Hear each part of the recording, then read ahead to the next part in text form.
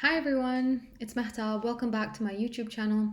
Today we're going to be talking about ways we can strengthen the nervous system via the vagus nerve and vagal tone. So let's get into it. Now, the vagal tone is the strength of the vagus nerve. The vagus nerve is the longest cranial nerve in the body. The word vagus comes from the Latin word meaning wandering, and it kind of fits because the vagus nerve actually like wanders through your body. It's like a bundle of nerves just below your skull right here, and it connects the brainstem to the body.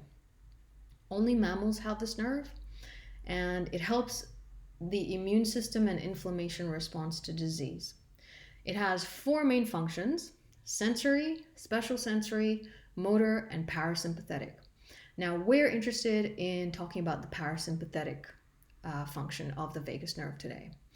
So, a healthy vagal nerve is going to lead you to respond mindfully.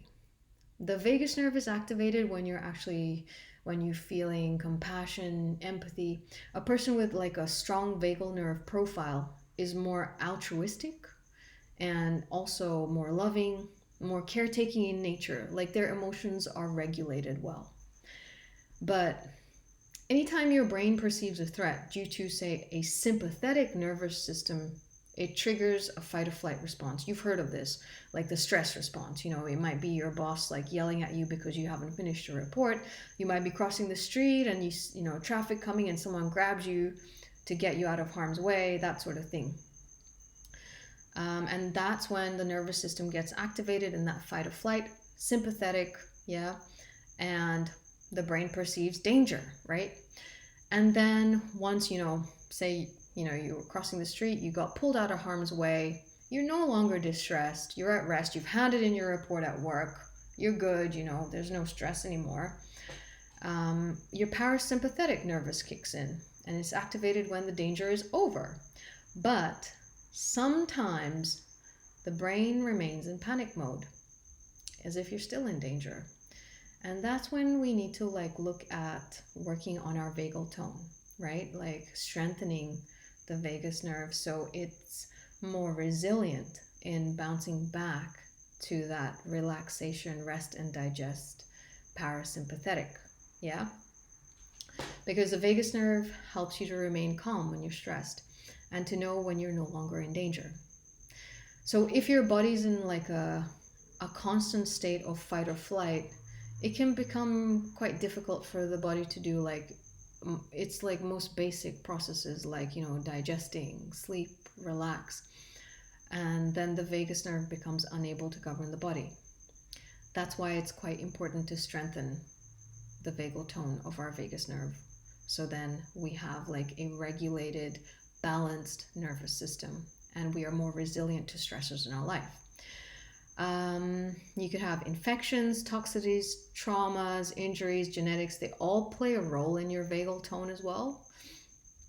But it's just like when you strengthen a muscle, the more toned it gets, the same goes for the vagus nerve. Right. So let's talk about some ways that you can actually strengthen the vagal tone, right? Humming, singing, and gargling. Your worries are swept away by music. Why? Because you're activating your vagus nerve.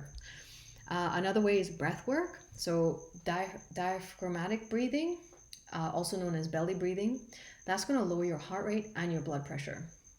Cold therapy, cold showers, cold exposure. All of these stimulate the diving reflex, and the diving reflex slows your heart rate, increases blood flow to your brain. It may help reduce anger, relax your body if you're experiencing anger, and all of those sorts of things. So cold therapy is really good for doing that. Probiotics. Research has shown that gut bacteria improves brain function and it activates the vagus nerve.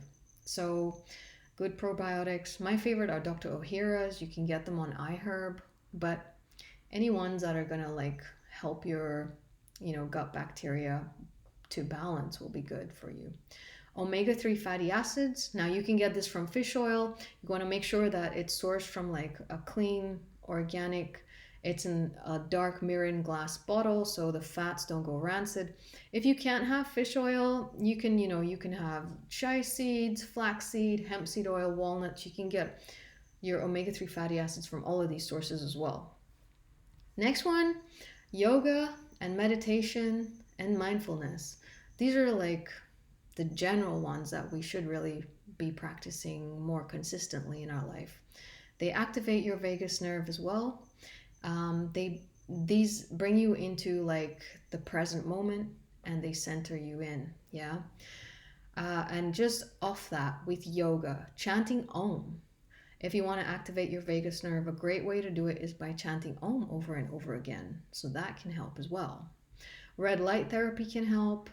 There's exercises you can do with vagus nerve exercises. One's called the gazing exercise, where you lie on your back, you interweave your fingers behind, both hands behind your head. Now, without turning your head, you want to look your eyes to the right, just your eyes.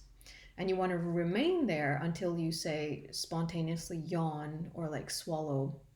And then you return to the neutral state, your head straight, eyes straight.